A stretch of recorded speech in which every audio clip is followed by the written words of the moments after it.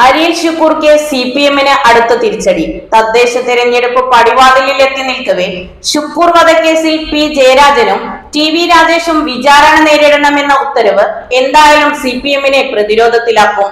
മുസ്ലിം വോട്ടുകൾ ഭൂരിപക്ഷമുള്ള കണ്ണൂരിൽ വെറും 24 വയസ്സ് മാത്രമുള്ള MSF പ്രവർത്തകൻ ഷുക്കൂറിനെ കൊലപ്പെടുത്തിയതിൽ പങ്കില്ലെന്ന് ജനത്തെ ബോധ്യപ്പെടുത്താൻ പാർട്ടി വിയർക്കുക തന്നെ ചെയ്യും. പരമാവധി ശാസ്ത്രീയ സാഹചര്യ തെളിവുകൾ ശേഖരിച്ച് ജയരാജനെ പൂട്ടാൻ തന്നെ CBI.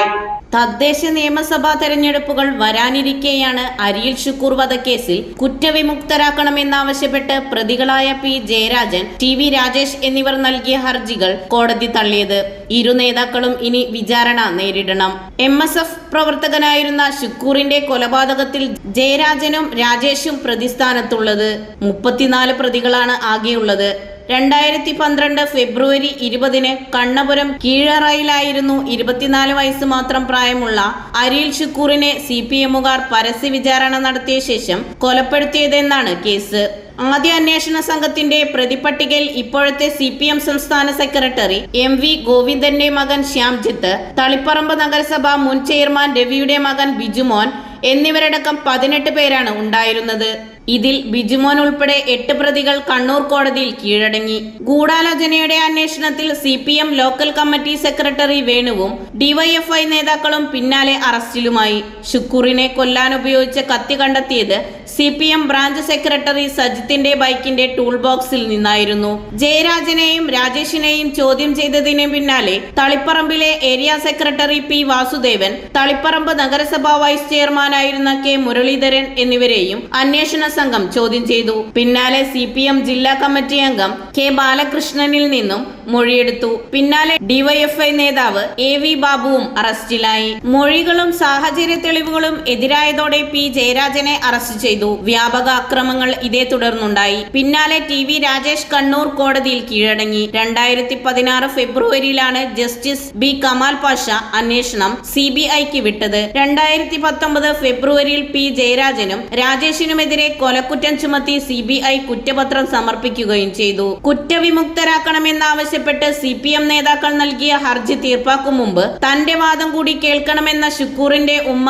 ആത്തിക്ക കോടതിയിൽ ഹർജി നൽകി. കുറ്റപത്രത്തിന്റെ പകർപ്പ് ആത്തിക്കയ്ക്ക് നൽകി. കൊലപാതകത്തിൽ CPM നേതാക്കളായ P ജയരാജനും TV രാജേഷിനുമെതിരെ തെളിവുകളുണ്ടെന്നും പ്രതികൾ ഗൂഢാലോചനയിൽ പങ്കാളിയായതിന് സാക്ഷികളുണ്ടെന്നും അവർ കോടതിയെ ബോധിപ്പിച്ചു.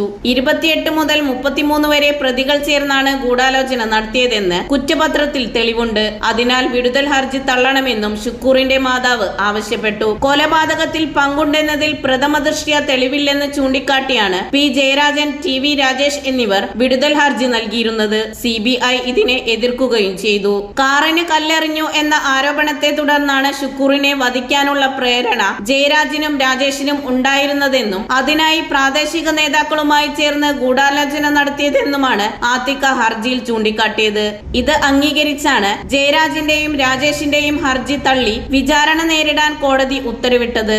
CPM കണ്ണൂർ ജില്ലാ സെക്രട്ടറിയായിരിക്കെ P ജയരാജനും മുൻ MLA TV രാജേഷും സഞ്ചരിച്ചിരുന്ന കാറിനു നേരെ ലീഗ് പ്രവർത്തകർ ആക്രമണം നടത്തിയതിനെ തുടർന്ന് ഷുക്കൂറിനെ CPM പ്രവർത്തകർ കൊലപ്പെടുത്തിയതെന്നുമാണ് കേസ്. ആക്രമണത്തെ തുടർന്ന് ജയരാജനും TV രാജേഷും തളിപ്പറമ്പ് സഹകരണ ആശുപത്രിയിൽ ചികിത്സ തേടിയിരുന്നു.